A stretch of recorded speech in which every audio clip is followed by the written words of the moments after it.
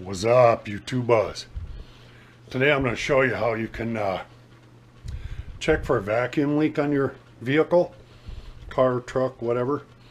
I don't recommend this to do on a hot motor. It can be dangerous, but I would do it when the motor is cold and you first start it. But you can use just plain old starting fluid. Again, I would start the car up cold and do this. I wouldn't, I can't even get the damn cap off. Oh, shit. Okay.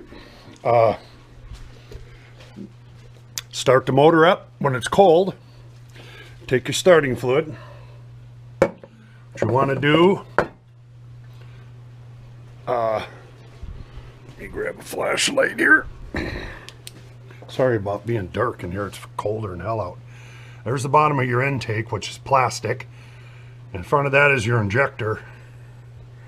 The plastic black part there and that black round thing, that's your injector. You want to spray around that. There's 4 of them going all the way back. And any connection with vacuum lines, look right there, right there, there, these 2 there around that base. Just look for vacuum lines. The bottom of the intake, which is this black plastic thing, is your intake. The bottoms of those, both sides, vacuum lines. Just take a, with the motor running, vacuum lines, and take more than just that. It'll evaporate in a couple minutes. A little stinky, but when the motor's running, you spray everything. And if you hear a erratic shake, in the motor, it's an idle, you found your vacuum leak.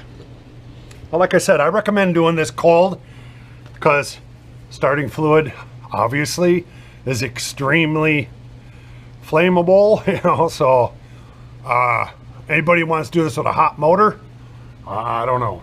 I might try water. But anyway, that's all you do is spray each thing with it, and if it sucks it in, the motor will stumble, shake, change in idle.